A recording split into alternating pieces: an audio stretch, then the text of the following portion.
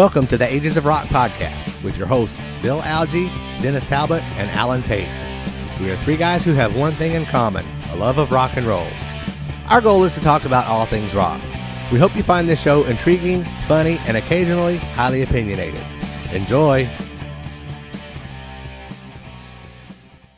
Welcome to the Ages of Rock podcast. We are on episode number 102. And this man in the Christmas hat, the Santa hat, is the one and only Tod Howarth. How you doing, dudes? I'm photographing you guys. There you go. Great, guys. How you doing? I'm doing great. Doing cool, man. No, we're glad to have you on tonight. We're going to sit around.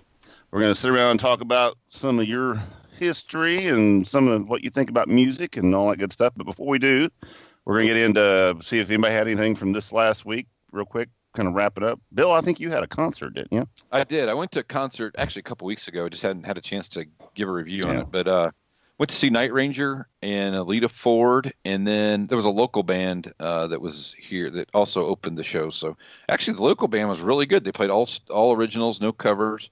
They played for like 30 minutes. They were pretty good. They were up from the Rushville area in Rushville, Indiana. Lita Ford, I've never seen Lita Ford live. And that's really, I obviously realized I hadn't been missing a whole lot. So let's go move on.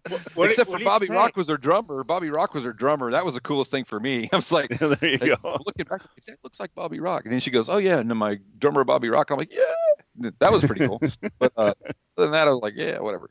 But then the headliner was Night Ranger, and I hadn't seen them since, gosh, I don't know. 86, I don't know. It's been a long time ago. They were really, really good. They had Kerry Kelly from Alice Cooper's band as a guitar player, and then they had a keyboardist, and I cannot remember his name for the life of me. But they had Kelly Kagi was on drums, like he always is. Jack Blades and the one and only Brad Gillis, guitar extraordinaire. And it was cool because during the show, they did a thing where they played a couple damn Yankee songs, and they played Close. Shoot, I wrote Close it down. I forgot. High enough. High enough. They played that, and then they played another song later. But after they played that, then they kind of did this thing where Kelly Carey started playing some Slash stuff because he played with Slash for a while. So they started to play the intro to Sweet Child of Mine. Got just about to where the song started, where the song started going into vocals, and they stopped. And they said, "Oh, we don't know that song. We can't play it." Everybody's like, "What?" Oh yeah, fans love that. So, yeah, it was cool. Everybody was screaming. Then they asked him, Jack Blade says, "Well, do you know something else?" And he said, "Oh yeah." And they played Schools Out because he was in Alice Cooper's band. And then they asked Brad Gillis if he knew any songs. He said, "Sure." So he played Crazy Train from being in Ozzy's band, and then they did another damn Yankee song, and they played for an hour and a half probably, and it was pretty solid. It was a really good show. I was very impressed. And it was interesting. Kelly Kagi had just had open heart surgery like in April and been playing for about 5 months, and he was using the conditioning from that, to get ready to go on tour and stuff. So it was really cool. Good show, and I really enjoyed going. Took some friends of ours that don't go to shows very much, and it was on a Thursday night, and they were going to kill me because we got home at 12:30 on a Thursday night, and everybody had to get to work the next day. And I'm like, y'all are too old for this shit. Where was it at, Bill? Was that the Murat? It was at the Murat, so it's a smaller. That's a good venue, Bill. It was a great venue. It was a good venue, so it was cool. Awesome. So yeah, I really enjoyed it. Todd, you had some run-ins with that band before, is that correct? Well, when I first joined 707 down here in LA, I'm in San Diego now.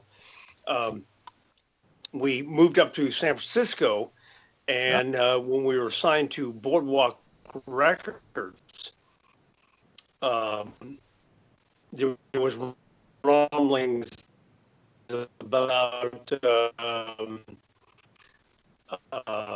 Night Ranger and who the hell? 707 was a different type of band. It wasn't that type of rock band.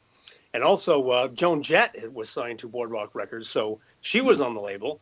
And I mean, I could not understand how Joan Jett's type of music surpassed all of us and just kicked butt for eons. And that's not taking anything away from Joan Jett. I mean, the appeal is there and it works and it was fantastic. But, back then being the pretentious younger recording artist, I thought, well, our stuff's better than that. No, it's not. So, but Night Ranger was really good. And I crossed paths with indirectly, I think a couple of times removed with the guys. And then I also toured when we were touring with 707. Brad was playing with, of course, Ozzy and Ozzy. We did a couple shows with the REO Speedwagon and that High Infidelity tour that we were on. I was only like 23 years old, 24 years old. So it was Night Ranger's a great band, really good band. Okay. Cool. So Todd, like I said, you said you grew up in Southern California. What was your first influences, when you started getting into music as a kid? I mean, what kind of got you hooked into music? Well, oddly enough, my dad used to listen to, the old fart stuff all the time. And mostly that was a lot of orchestration, the 50s stuff and real cool, whatever. But all the orchestrated music I really loved because I could hear all the ascending and descending lines in the string instruments and the piano and the bass. And I was like, just amazing how all these things were happening. And then the Beatles came out in 1964. And, I was only, 7 years old about that time. Right. And I remember, I didn't realize it, but, here's all these cool looking guys on stage and all these girls screaming. And I had no idea, what the allure was for a girl, but I knew, rightly so, that that's what I wanted to do because there's hot women there everywhere. At the age of 7. I was going, yeah, I'm down with that. But I liked the Beatles because, they were years ahead of their time with double tracking because, John and Paul would sing together in unison, and that's like double tracking back in 1964. So, and plus their songwriting was unbelievable, and the harmonies and the conflict of songwriting styles between John and Paul. But that was my first big influence. And then it went from there to, when I got into my preteens and I got into, oddly enough, Black Sabbath and Humble Pie. And then I got into Steely Dan and Kansas and Styx and Heart type stuff as I got older, which because I played keyboards and guitar and I sang and all that kind of crap. But then I got into really heavy stuff again as I got older, which is weird because everybody thinks of me as just, a light piano player, because I played with Cheap Trick. And then for Frehley's Comet, I did, It's Over Now, the big piano ballad. Right. But I'm really getting way ahead of myself here. But I had pretty much an eclectic style of music that I liked. I liked a lot of different stuff, as I do today, being a piano player first, and then guitar mostly now, and lead singing and whatever else I can get my hands on. Right. So you were, I guess, then you played like the typical garage bands and everything before, as in high school. I went and all that hell.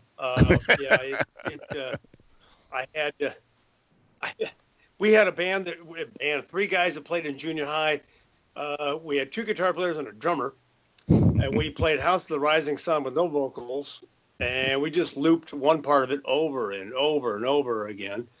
And but I was a star back then, and now we had then we got into a garage band that was actually very good. The bass player out of this band, Coco Blue, here locally, ended up, he's my cousin by marriage. He ended up playing bass for the band Chicago, Jason Sheff. Wow. And he just played with them up until recently, I think about a year and a half ago. He's now out of the band. But then another guy, Ronnie Jones, who co-produced some stuff for me and my solo stuff, he went on to play with a band called Black Bambi out of LA that did fairly well or had a good shot and was ruined by label I guess interference or some damn thing. But it was a really good band. And then I of course moved to LA, did some garage bands up there, and that was a proverbial hell back then. Anyway, 707. How did that break come? Okay. 707 happened because I auditioned for the band. I was a little bit too Hollywood. I had to tone it down because I had the long hair and the skinny, jeans and all that kind of crap. And so I kind of toned it down because they're more like Midwest guys. And then I did the second audition, and it went well. And then I had a meeting with the guitar player, who was one of the principal songwriters. And we went through all my catalog, the songs I could write, my style, and it worked out pretty damn good. And I rehearsed a bunch of songs, and we headed out with the REO Speedwagon on the High Infidelity tour, many leagues of that. And that was the biggest tour to the date I've ever done in my life. 8,000 crowd was the smallest, and about 50,000 or so was the biggest crowd. Wow. Nice. That was amazing. Cool. And it was a good band. I mean, we had problems. We had personnel changes, but the band finally went defunct in about late 83. Right. Because you came in after the second album? Exactly. Okay. And then we recorded Megaforce, and right. Actually we recorded the Bridge, album called The Bridge, and that got shelved. Right. And Neil Bogart died from Boardwalk Records, and I think that was it, or Casablanca. Right. God, I can't remember the whole thing now. Yeah, he was in Casablanca. And then we recorded the Megaforce, which was for the title track of that movie, which was wonderful. And and then we just kind of spiraled downhill, unfortunately. Right. Yeah, because it was one. I remember when "I Could Be Good for You" came out. I mean, that was before you went in, but I love that song. And then, like I said, when Megaforce came out, that was a kick-ass song. That song's always been really. I always liked that one a lot. Oh, thanks. We had a lot of fun with that. I mean, Kevin and I wrote the bass, the music for it. And I wrote probably a better part of it and the melody, and then Jim McClarty, the drummer, wrote the lyrics for it and Jim McClarty, the drummer, was a very good songwriter too. He has a lot of good stuff, but the first album for 707 was very good for that band. And then by the time I got there, we're trying to reestablish the band a little bit more heavier, I think. And I guess it just got lost. Plus the times were changing. Everything was going really heavy, and we were not heavy. Right. Yeah, it was just one of those kind of a wrong place, wrong time situations on that. So, and that's heaviness took over. So you say that 707 spirals, basically, the band breaks up, I assume. How do you find your way out of 707 into Frehley's Comet?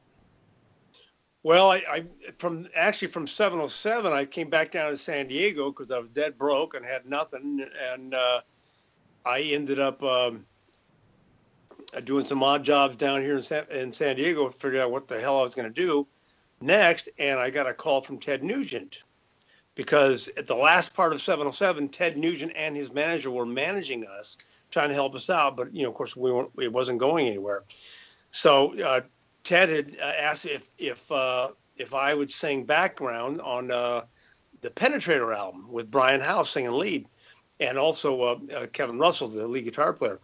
And so we said, yeah, we can do that. So we did that in San Francisco, and then I moved back down to San Diego, and then Nugent called me in January and said, "Can you come do the tour?" So I said, "Well, yeah." So I got out to Ann Arbor, Michigan, and auditioned. I mean, I auditioned in the sense of, they knew I was going to play, but they said, "Did you learn the songs?" I said, "What songs?" I said, "Well, the new album." I said, "I never got the new album." So I had to stay up all night with the turntable and the record, keyboard on the ground in the bedroom, one of Ted's spare bedrooms in his house, and my guitar, and come up with all the parts and play and learn and sing whatever I thought the backups were going to be. And I never got any sleep. And the next day we went right in rehearsal, and I was, "Well, this is what I got." And I made it happen. We rehearsed another 8 or 10 days, I think, and went straight to Europe. And we did a little less than half a year of touring. Was that a headline tour for him?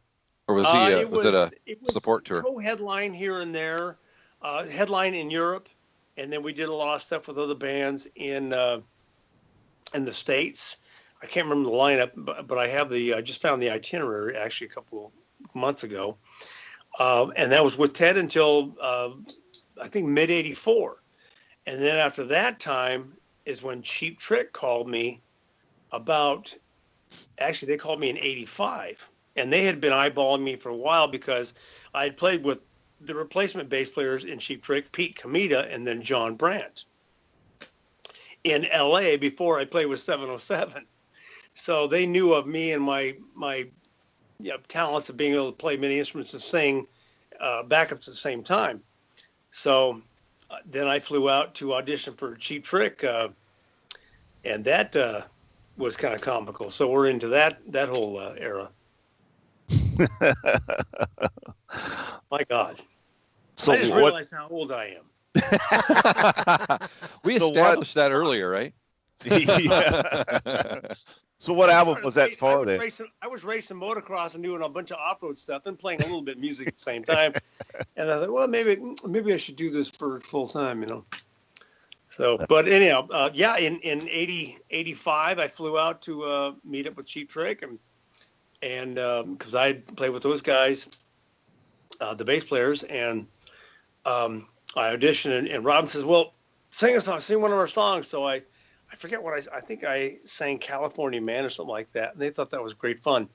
But then it took me another audition to play with them, and I did that in Irvine when they were playing with Night Ranger in 1985, because they weren't sure I could do it. And I said, well, look, I can sing the high harmonies. And then I sang it there and nailed it. And they're like, okay, well, then you come out and tour. So I never got to rehearse with them. I just learned all the songs in the set in my garage at the time. And I joined them on stage, watched a couple shows with the keyboard player that was a friend of mine, actually, that played with him a couple of years. And I just blended right into a show, no rehearsals. So at the time, were you playing keyboards for them at the time? Yeah, all keyboards. So was that? Go ahead. Was that off stage, or was that on stage? No, I was never off stage. I was always on stage, unless the very few times there was no room. That was something that was spread about, and it did happen a couple of times where there was no room, and I had to be where they couldn't see me. But they didn't really want to say we're pretending we don't have a keyboard player, and then a guy who's hitting the high harmonies while Rick's running his ass around all over the place. Rick's a cartoon, and he's a brilliant cartoon, and he wasn't singing all the harmonies, and he was performing and being animated. So I was there to do that, and also to double with Robin on occasion and do all the some extra harmonies. So I was always on stage. But I was never a member. I was just a hired gun, and that's I'm kind of like the gunslinger of many bands. And I did that from '85 to the end of '86, where I had that in 1986 I met John Regan when he was playing with John Waite from the Babies doing the "I Ain't Missing You at All" tour. And great song. Amazing song. And John Waite is one of my favorite singers of all time, and I used to listen to their sound checks and go, God, these guys sound unbelievable, The bass player, and the late Frankie LaRocca was playing drums, and they had Arthur Stead, who was in the original Frehley's Comet, doing that gig as well. And I just introduced myself to John Regan, and we got to talking, and I said, well, I play guitar, I play keyboards, and I write songs, and I churn butter or whatever. And he said, I've got a project I'm working on that I might be able to utilize you, and that would later turn out to be Frehley's Comet. Wow, that's so cool. Yeah, pretty cool.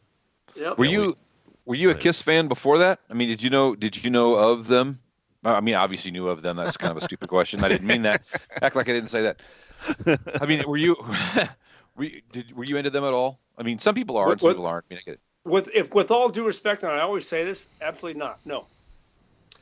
I admired what they did. I thought, because I came from the Jeff Beck, Jan Hammer, Steve Marriott school of rock, the theatrics of Kiss, I thought were phenomenal. I thought they were brilliant what they were doing. The marketing, even back then, I knew that they were doing something brilliant with the marketing. And they do have some songs that I really did enjoy, but I was not into them. I mean, I didn't have the T-shirts, I didn't have the posters, because it's weird in the California coast. Back then, I was Van Halen boy. I was Aerosmith. Sure, yeah, all that kind of stuff. That was my influence because, Kiss was rooted out of the East Coast.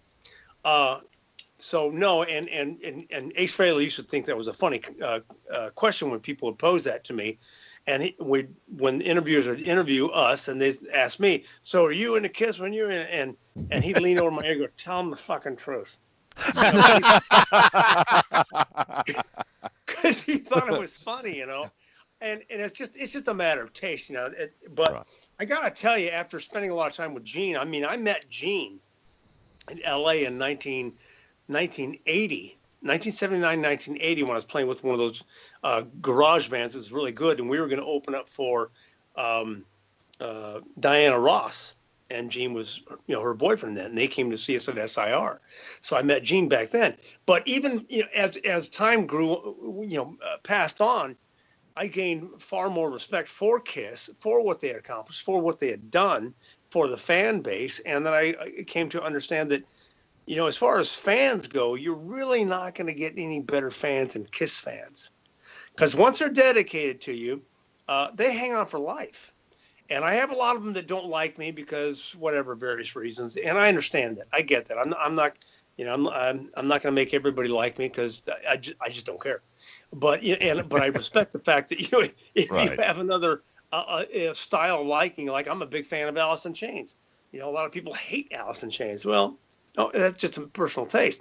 But I have more respect for Kiss and Ace Frehley since playing with them, and since being indoctrinated in the Kiss family tree and their fans. There's no better fans.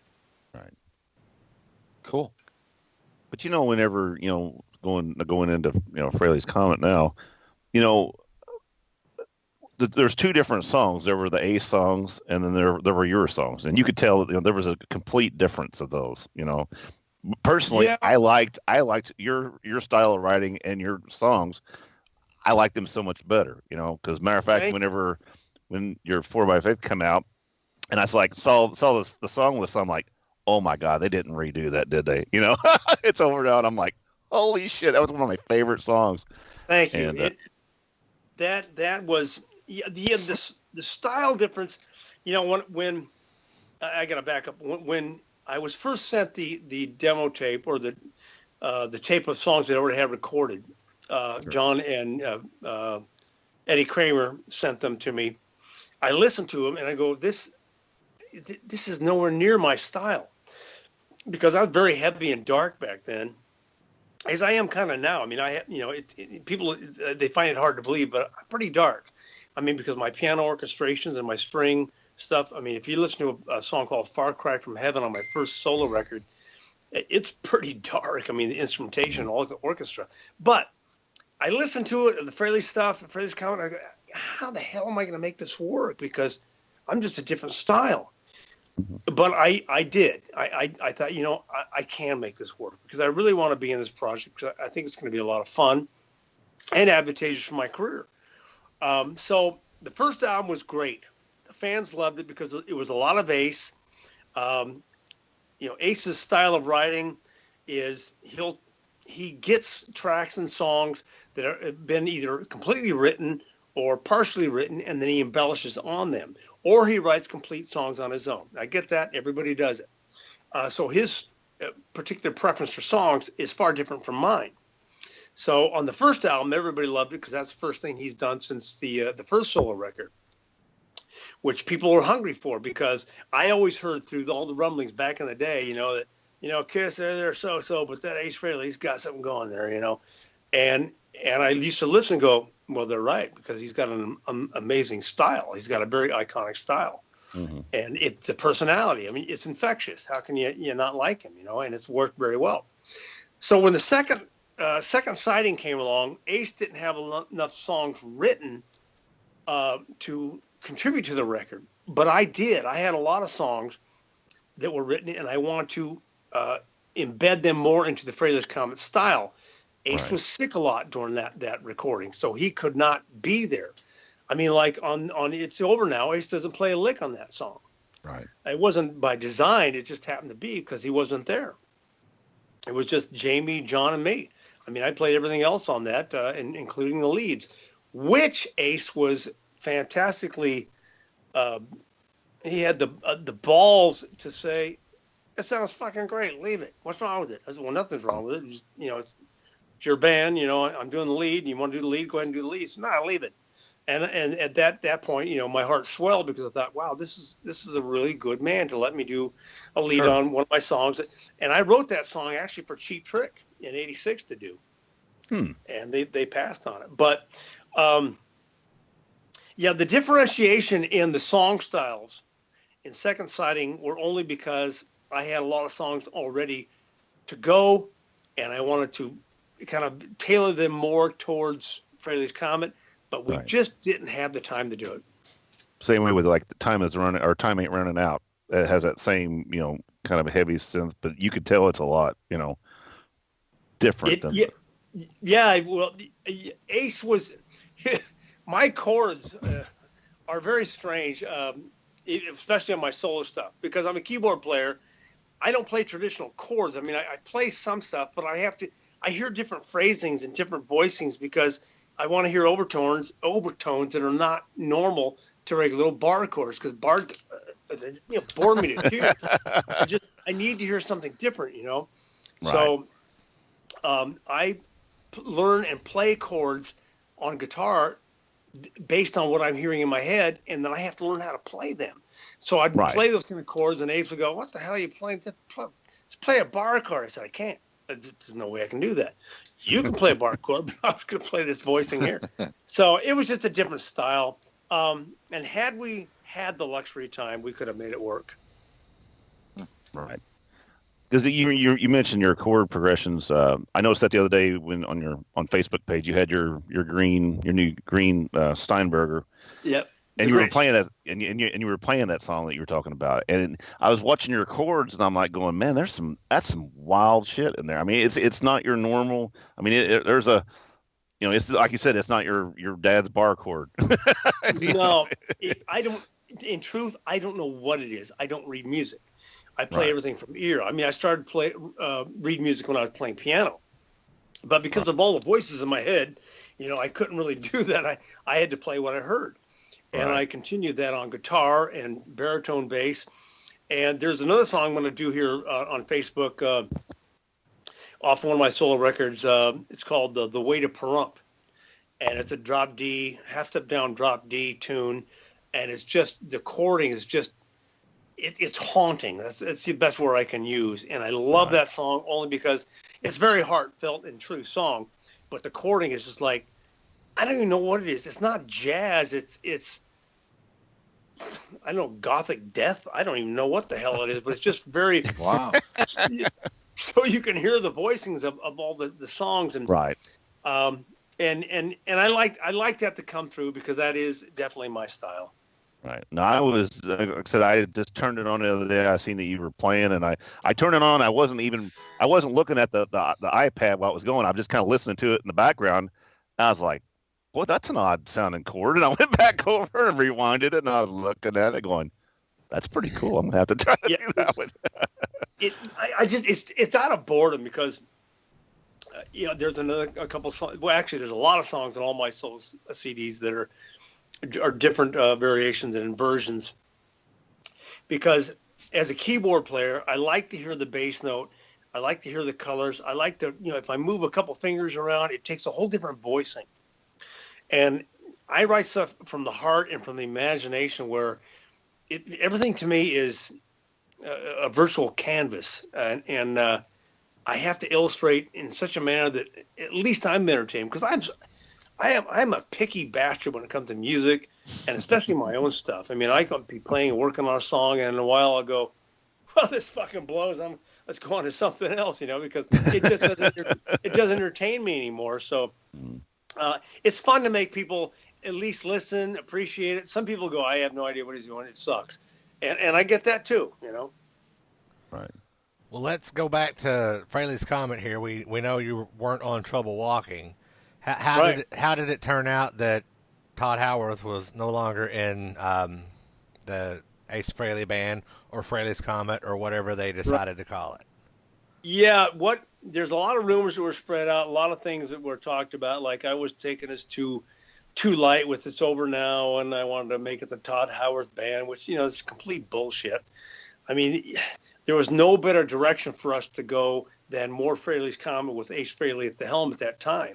All I wanted to do was contribute as much as I could to make it happen. Well, after Second Sighting, it didn't go over that well with the fans. I think it was probably too soon, maybe too much of me. I get that. I understand it. Business is business because you sell what the people want to hear, and they really didn't want to hear too much me. They want to hear more Ace Frehley. I get that. I respect that. So what the suits at the label were saying, or so I was told, was that on the next record, that Ace should probably play and sing everything, and write everything, actually. So I'm going, well, hey, I've got a young family here. If I'm not writing songs, I'm making no income unless we go on tour. How can I possibly stay? I mean, I'm taking 14 steps backwards. So at that time, I had to take the gamble, and I called up Ace. I said, Ace, I gotta go. I gotta leave. If they want you to write and sing all the songs, then there's really no place for me here at this point.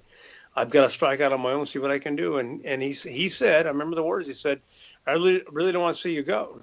I don't want to see you go, but I understand what you're doing. And I said, okay, I appreciate that. And from there on, it was one hell of a struggle for me. I mean, I understood what I was undertaking and going after, but I didn't understand what was ahead of me, because about that time I got signed to Gene Simmons' label, and we were heading our way to a deal. I had a good band. After a couple of incarnations of the band, I had a good band, and here comes grunge.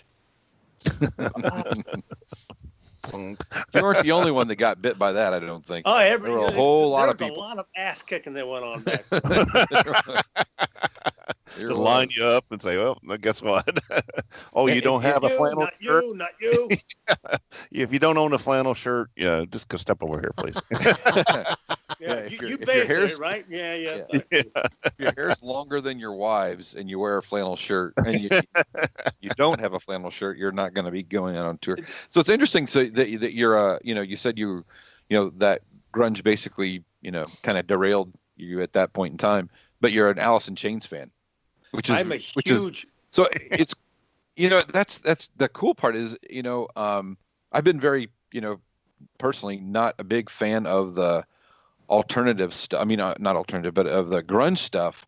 But there are some of those bands I do really like. Alice in Chains is one of those bands that I like, and I don't like all of their stuff, but I like some of their stuff. But that's just interesting that happened to you, and that's one of the bands that you really like, and it come out of that era. It's kind of cool. Oh yeah, well, the irony there was, a lot of people didn't like it and they hated it, and I understand that. But for me, because I'm a musician, I'm an artist. I mean, I also I paint, I do illustrations and acrylic and oils and stuff. But to me, all this new stuff, I mean, Stone Temple Pilots, another favorite band, Soundgarden, Nirvana. I even like Nirvana. I mean, I liked all the stuff only because what it was doing was kicking ass and bringing out new melodies, new power, a new direction of thought. To me, it was like a different phrasing and chords, it was a different sound. And I appreciated it. And I thought, well, I can learn from this. And evidently I'm going to have to, because I had no more fucking career. But I did learn to like it. And yeah, you're right about Alice in Chains. There's some songs where they kind of drone and are just, kill your mother type stuff. But there's stuff that it was very powerful, as there was in a lot of other material. And I constantly learn from what I can from those bands. I mean, on up into to Korn and Chevelle and God, even Linkin Park. A lot of people hate Linkin Park. Well, Yeah, I can see why, but there's some magic in the melodies in there and the heaviness in which they produce it that works for me. And you know, I'm not going to glean onto that type of style, but yeah, it was very tough because I liked a lot of those bands, but I had no fucking chance of procuring another record deal, you know, with that. Tell you what, the music industry is about ready for another cleansing too. It needs something to. It needs an enema. It does. Well, I mean, well, you know, and that's true. But where the proverbial enema tube needs to be stuck is in some of the listeners' ears, because they have the retention of a fucking gnat sometimes.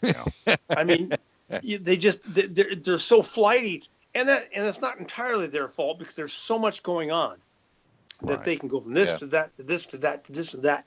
I mean, my kids, when they were getting into their teens, they would listen on their iPods, or was it iPods? Yeah, back then. They'd listen to a song for 30 seconds and listen to the next song for 30 seconds, next song, and it used to drive me batshit. I say, pick fucking something and listen to it. No, they wouldn't do that, you know. Listen to a whole album. Here's an album, and you don't get up till this fucker's done. At least one side. Take a piss, exactly. They come back, you know. They think, like musical. The crazy old man's going nuts, you know. It's like it's like music ADD, right? Yes. You know? Well, they need the immediate satisfaction wherever they want to hear it. And again, I do understand that, but yeah, it's so fast paced now. And apparently I'm not young anymore, so I'm having a hard time keeping up with that pace sometimes. Right. But you know, now music's just coming at you so fast, and they can produce something in a matter of minutes and get it out on the radio. It just, you know, it's all produced and all that crap, and it's just it's disposable. You know, it's it is, because it's so easily. I shouldn't say easily, but it's so the finished product can happen so quickly because of the way studios are set up now, and the energy in the bands and the way they write songs. I mean, I got a little 200 square foot studio right now with equipment there. I can pump out a CD. Matter of fact, I've already got 4 songs down that are either going to be on 4x8 or my solo. I'm not sure what's going to happen with them. But I've got electronic drums in there as well. I've got the Roland TDK 25V or something. Yeah, and you know what? They're fantastic for getting shit done right off the bat. But I can produce such quick stuff. But again, you have to, because again, the attention span and the time frame of things that are taking place are so quick. You know, I used to run track in junior high and high school. I was a fast little fucker. You know, and not so fast. That's funny. And it used to be with today. I'm sorry. Go ahead, Dennis. No, I said, it used to be, we used our old we used the reel-to-reels or the Fostex back then. Now you get these little things here. You just pump them right in your computer.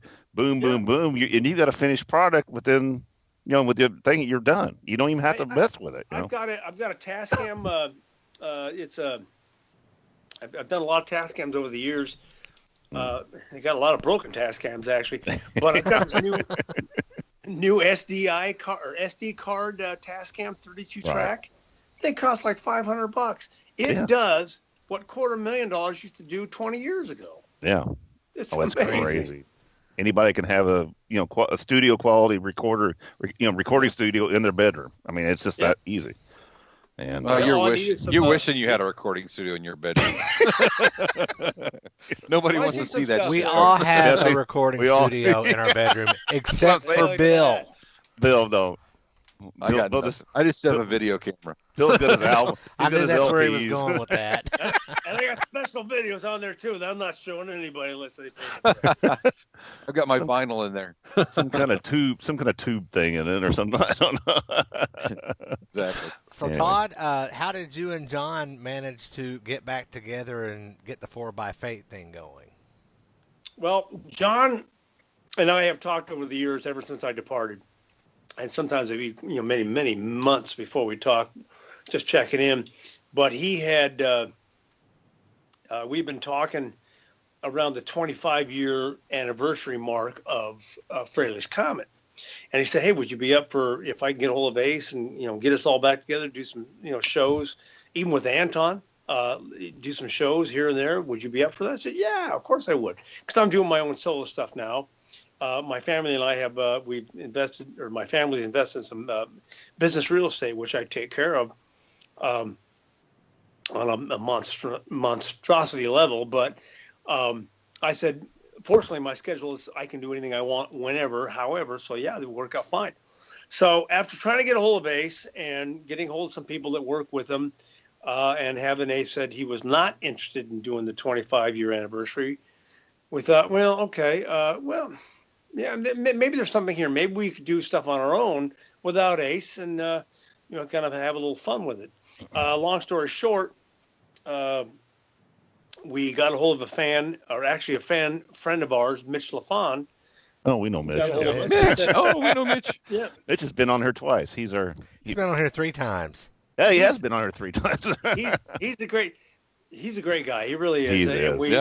I discovered we have so much in common that we won't discuss publicly, but he's a phenomenal guy. So he actually turned us on to Sean Kelly out of Canada as a guitar player, and then we got through Danny Stanton. We got who Danny just texted me today on some stuff, but we got Stet Howland. And said, why don't you guys put together something and get some live shows going together, see what happens. So we did, and then we started thinking, well, let's maybe we should try to record something. And there's a long story behind that, but how we got to 4 by Fate was that there was some interest, and people thought it'd be kind of fun to see part of Frehley's coming out there making some noise. It's a good record. It is good. It's a great record. I like Thank it. you. We had a lot of fun doing it. There was a lot of travesty and tragedy, actually, as you know, with AJ Perro. Right. Even Stet Howland had. I mean, that's the reason why he's not on the first 6 tracks, because he had a car accident and he was in the hospital the day or the weekend I flew out there to do the tracks. Right. So we had Danny got us AJ Perro from Twisted Sister to come in. AJ, what a monster! My God, Oh, yeah. Twisted Sister, they put in a lot of hard knocks and a lot of hard work, and I never really knew how much time they'd put in on the East Coast. And of course, actually, I had played with them with Cheap Trick many years ago, but another band that I was not really necessarily into. But AJ Perro, wow! I mean, I'm into Zeppelin, so there you go, bada bing. He was a power pack drummer, and the first 6 songs were phenomenal that he recorded with us. Then he passed away from a heart attack. So we, through Danny and through Pat Gasparini, a guitar player in 4 by Fate, we got a hold and found Rob Afuso from Skid Row. Mm-hmm. And he's like he's like a perfect fit, especially for me, because we're so much alike. If we ever went on a big tour, there's no way we could room together because we get in so much fucking trouble. I mean, we had a lot of fun in Australia. We did 2 weeks in Australia, and it was a lot of fun. But it's that's the monkey watching the monkey house. Yep. A lot of fun. There are those people, right, that you have that connection with that you just know it's going to be bad. Yeah, and that was with AJ Perro as well, and Stet Howland. He had it too. After he got through the hurdles. I mean, playing with John and me is no easy task. I mean, John and I play very much the same. We're very behind the beat, backbeat, solid, fat players. I mean, I'm a rhythm player. I mean, I play leads, but I'm a rhythm player, lead singer, and I play very heavy-handed type back behind the beat, Zeppelin, Bad Company, Babies type feel. And John, phenomenal bass player. I mean, that's the reason why I know him, is because he just has such a solid feel. Matter of fact, when I play bass on my solo stuff, we go, well, how would John sound? And that's how I play it. He does. And but Stet pulled together, and Stet was smoking. He's going through some personal health issues right now, which we wish the best for him, and hopefully gets back out there. But we got Rob Afuso out there just smashing it down, and we're hoping that this next year will, because we had a lot of bumps in the road and hurdles to go through last couple of years actually. But with this new year, we hope that things will push through. And Pat Gasparini is a prolific songwriter, phenomenal kid. He's only 50, and I think he's 50. He's 50 now, but he writes great songs, and he's from that era of Alice in Chains, Stone Temple Pilots, Soundgarden. So he and I get along real well, and kind of updating if that's updating our songwriting style, and he just writes all the time. And so we're looking forward to doing something in this next year. I just like that last album because it's just a good rock album. I mean, it's just and it's a breath of fresh air. We need that. Well, I've always had the contention I want to do stuff that I can do live. I didn't want to overproduce it because I didn't want to do a Boston, or something where you can't do it live. Exactly. I can sing some high harmonies, but I'm thinking there's nobody here who's going to be able to sing those high harmonies. Who's going to do that unless we hire some hot babe to sing some high harmonies? Yeah. Of course, you can't do that anymore because I don't want to be an old lecherous man. Yeah. You'll be the next one on the news trying to. Exactly. I'm surprised. Yeah, it's always my doorbell's ringing. I'm pretty sure it's UPS man or a bill collector. So I'm just going to go. Yeah. But I want to make sure that we can do that stuff live, and I think we do a pretty good job. That's cool. I got a couple of real quick questions for you too. Just about when you guys redid, or is he calling to you? It was the Megaforce song. See, now before we get into that, I just want to say Tod is my brother from another mother. Oh, because he's got the. I have 3 times as many Bichons as you do. Really? I have 3 Bichons. Usually they're barking and doing all kinds of crazy shit. They're being quiet tonight for a change. Alfie never says a thing, never says a word. He rides in the back of my Harley. My dogs make up for it. I promise you. Really? Well, we're lucky. He never says. We're so lucky, and he's a rescue too. So we're thrilled with him. But I bought him for the wife. I know we're getting off track here, but I had no idea what a Bichon was. When I got married to Valerie 18 years ago. She had this white dog, like, oh, great, my dog. I'm allergic to dogs. And damn poodle. Yeah, a nice poodle. That's what I said. She goes, not a poodle. Oh, fuck me. Yeah. It's a Bichon. A Bichon owner will be quick to correct you. Yeah, and now I'm one because, I love these dogs, and we volunteer for the group. I do the emceeing for the what's called the Bichon Bash, and I bought him for her 8 years ago, but it's my dog. She can get her own dog. He loves Daddy's boy. There you go. That's awesome. But cool. I need some pictures. You got to post some pictures. I can see him. Will do. All right, cool. But cool. Back to the Megaforce. Yeah, just real quick on the calling to you Megaforce. How did that? Whose idea was that? Was that Ace's idea? Your idea? Yeah, it was pretty much Ace's idea because we were in when I first started working with Frehley's Comet and Ace. I'd come to New York to do some the studio stuff, and he said, "Bring all your cassettes or cassettes of what your songs that you have. I like to listen to what you've done." So I brought my whole back catalog and all my songs that I have partial writings of, and then he heard the song from 707 Megaforce, and he liked it. I mean, it was kind of an oddball thing that he liked it because it was the name of his record company.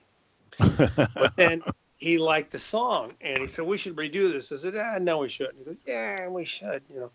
I said, "No, I really don't want it." "Yeah, we should do this."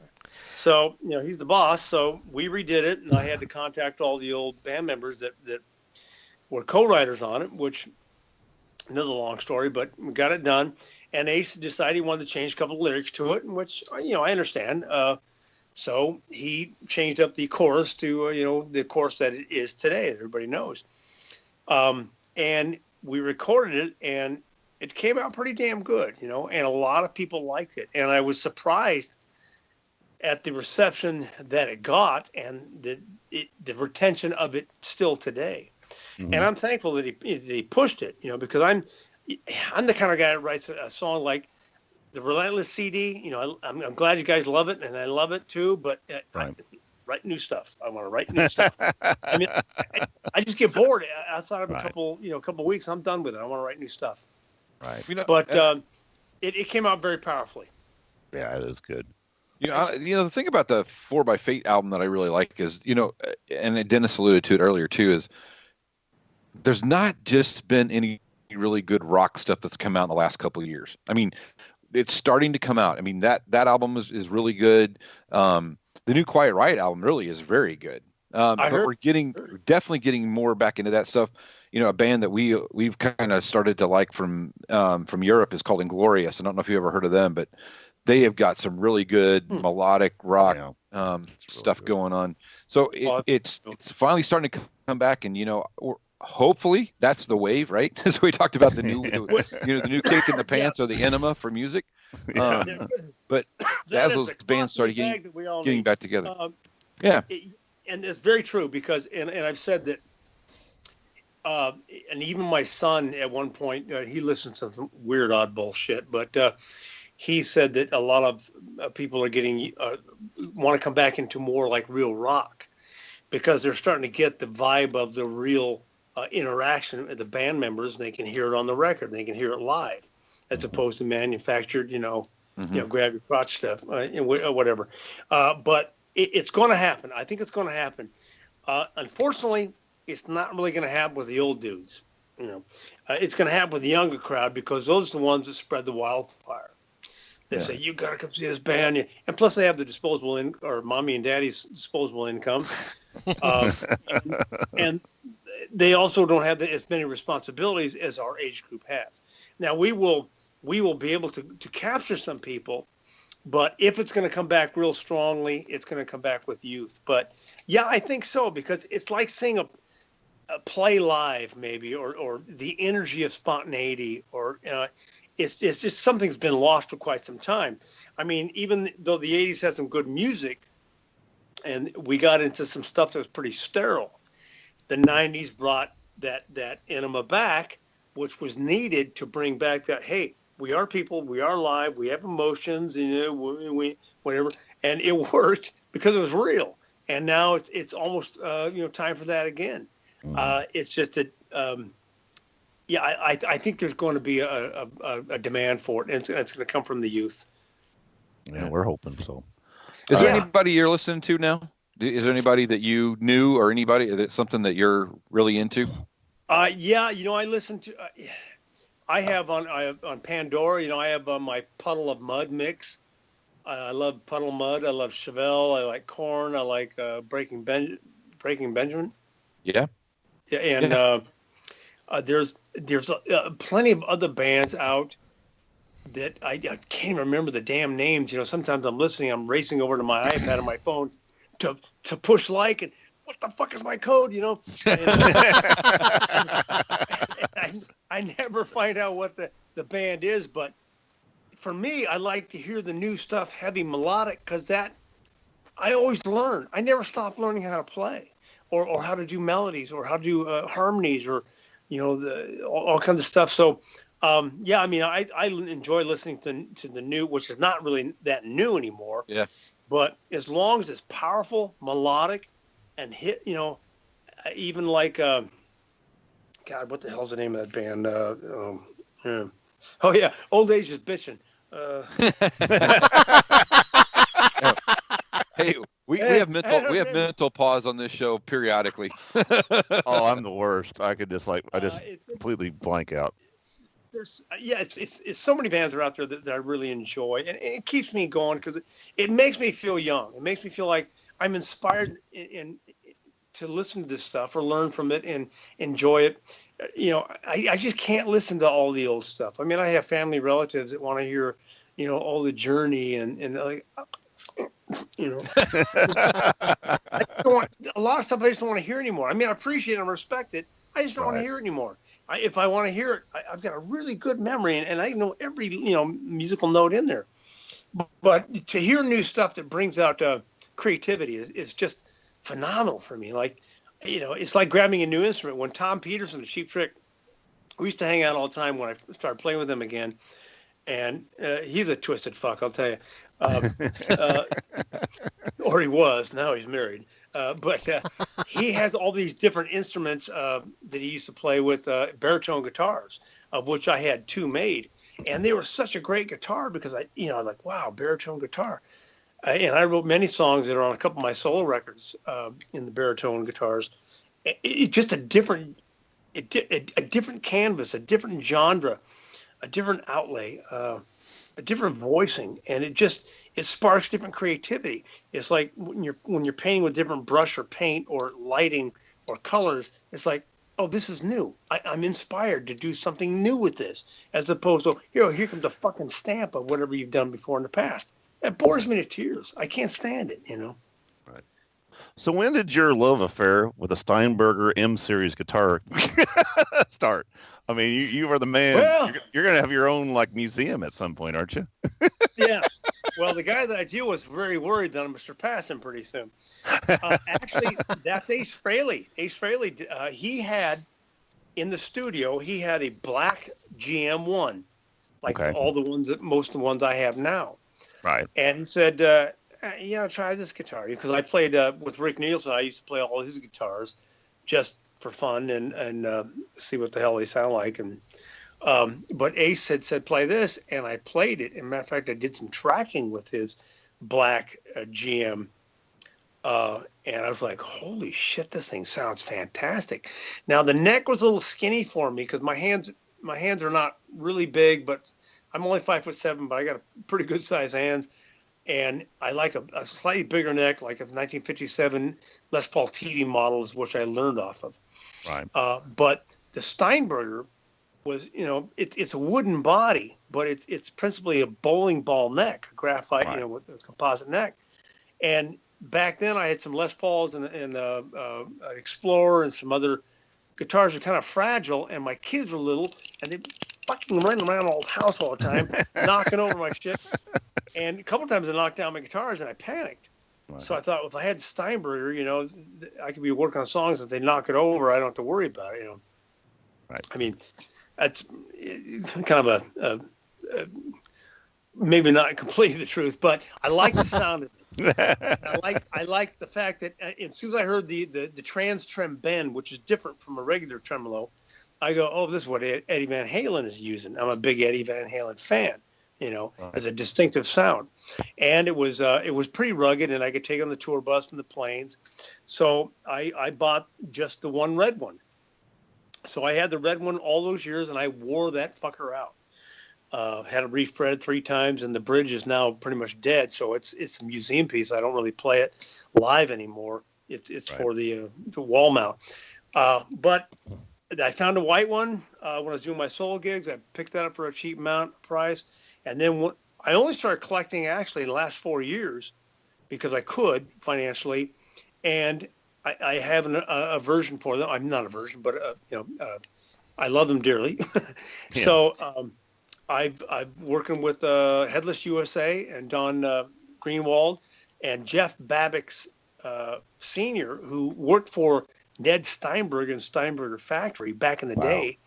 Did all my refinishes of my 3 customs and the refretting on my neck of my flat guitar. And I bought most of my new ones, probably nine guitars or 8 guitars from Headless USA. But they're easy to travel with. They're very sturdy. They have a distinctive sound. I just like them. I mean, I would play Les Pauls if but it's just really not my style anymore. Right. That's cool. I've seen that you get right. I just get it. I get a sound out of it, and I'm very comfortable with it. Yeah, I've never played one like I've played one of the original, the skinny, basically like a stick, Yep. But I've never played one like yours. But I bet the sound's probably got a little bit better sound on it because you got that wood actually. I think it does, but in the Steinbergers, they were such a modern display when they had the stick figure, and I was not really into that. But I like the body style because they have a little more resonance, I believe. And the ones I usually play, the GM1 Ts, have the one pickup placed in the sweet spot. and you cannot beat that sound. When I play it through my 100-watt Marshalls, it's just ass kicking. Sounds really good. Awesome. So, all righty. Tell the audience where they can find you online. Actually, my website has been down all damn year because, unbeknownst to me, I renewed it because it went. I didn't update it at one point in time, and anyhow, so it's been offline. I'm building a new or having a new website built right now, todhowarth.com, but I'm on Facebook in two different places: 4x and Tod Howarth. My Tod Howarth Facebook page is not all about music, even though you'll hear majority of it, but it's about my personal life and my love for hot rods and cars and off road and dog and stuff like that. They can get a hold of me there, and they can also get a hold of me through the 4x website. Awesome. I mean, actually there is a 4x website, but that's being worked on as well. So 4x Facebook page. I think Dennis got choked. Well, no, I was trying to get. Okay, I was trying to hit my mute button, and I'm choking, and I got started getting. I think I get one of those Southern Indiana colds. I hope not. But you know what? That is going around like crazy. Oh, I'm just coming off a chest infection, sinus thing myself right now, and I talked to my best buddy in Hawaii, and he and his wife had it, and the guy at the Harley shop yesterday had it, and some other people had it, and like the fucking cooties everywhere. It's like amazing. And people ought to check out your Facebook page. I get a kick out of. You're not one of those typical sit around do nothing rock stars. This man here does. I mean, mechanic work, this work, that work. You don't ever go to mechanic, do you? I had an old girlfriend many years ago call me a Renaissance man when I didn't know what the hell that meant. And what the hell's a Renaissance? I'm not a fucking hippie. I bathe. What are they going to do? I shave. But she said, no, you can do anything. And that's true because it's because I've had to all my life. I grew up here in San Diego, kind of a tumultuous childhood until about 7 years old. And then my stepmom, her father had a horse ranch, Arabian show horse ranch. And we used to go up there on the weekends outside of San Diego in the East County. And I would just go up there and I would shoot, guns, and I would learn how to weld and torch and construct. And then through the years, I learned how to do all that kind of stuff. And my dad was big into cars, hot rods, and always blowing shit up like me. So I learned how to build engines and my go-karts, mini bikes, motocross, and my sand rail, my old 69 big block Corvette I had for 26 years. Even on our diesel pusher motorhome that we have, I put a new turbo on it, a Gale Banks turbo, because it didn't have quite enough power to yank up that 11,000-pound stacker trailer up the mountains. So I learned how to do all kinds of stuff out of necessity because I wanted to. I could. I have the ability to comprehend, nut and bolt type thing. So it came somewhat easy. I mean, I can do body work. I can do paint. But most of it is, I guess I'm just too cheap to hire somebody else. You got to do what you got to do, man. Yeah, that's about it. But yeah, I'm always busy. I'm working on 3 cars right now. My father's 81. My stepmom's 85. They don't, he's not working on cars really anymore, and he's got over 30 cars, many of them classic that I need to redo, and so it's a constant battle all the time about which car to do next. And I'm currently trying to push him to get this 57 done, but matter of fact, I just bought a new hydraulic jack to put the engine back in because the old jack blew a seal. It's dead. But yeah, I'm always busy. If I'm not making something, I'm repairing something. I need some car work done. Todd, you gonna be in the Indianapolis area anytime soon? I'm having a momentary recollection here. Hey, he lives in California. It's wintertime in Indianapolis. He isn't coming. Well, I would. He's in a tour bus and he's making some cash. If there's a place to snowboard or ski, I'll go. Yeah. Well, no. Snowmobile. Yeah. No. Forget it then. Yeah. It's gonna suck to do snowmobiling in Indiana. No. Well, Todd, we sure appreciate you coming on. We had a great time sitting here just bullshitting and listening to all the fun stories and Yeah, great stories, man. Fun. Thanks so much for contacting me and asking me to come on. I always try to do as much as possible. It's fun. I hope I offered up a little insight, well, at the very least, you've entertained. At the very least, you've entertained 3 idiots tonight. No. There's no bigger idiot than the musician, because that's one of the reasons why I started singing lead, because Bill's happy he's the only one that's not a musician. See, Bill, you that drum set back there. What kind of drum set is that? Which one of us are you talking to? I don't have a drum set, so it ain't me. I got a little cheapy, just a little crappy one. But mine is an Alesis DM8 Pro. Oh, okay. So Dennis has got the finger pad. I got a DM5, but it's a shittier pads. It's a smaller deal. I use it just for doing like just scratch shit, And yeah, my band stuff's in the trailer. I don't keep all that. So half of it's here and half of it's in the trailer. So your band place has a trailer hitch on it. My band trailer out in the driveway. Band trailer. Does it have a hitch on it? Yes, it has a hitch. Okay. Yeah. It gets pulled out of the driveway about twice a month. That's good stuff. Yeah. Yeah, my cowbell I keep in the garage for whenever I have to go to a football game. I have kids that play football, so that's a staple for a football game. Yeah, I love football. I used to, when I was in track, I used to be able to out sprint and out throw the quarterbacks, but at 5'7", I'm just not really much of a threat. It's usually a height mismatch there. Yeah, and I was only 135 pounds. I'll kick your ass. No, you won't.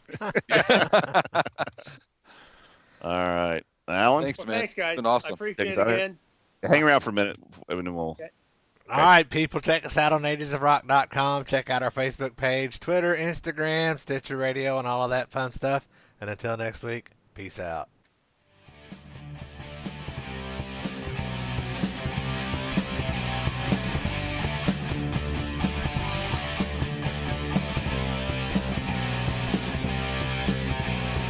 Thanks for listening to the Ages of Rock podcast. If you haven't done so already, be sure to subscribe to our YouTube channel, like us on Facebook, and most importantly, tell all your friends. Remember, you're never too old to rock. Until the next episode, peace out, folks.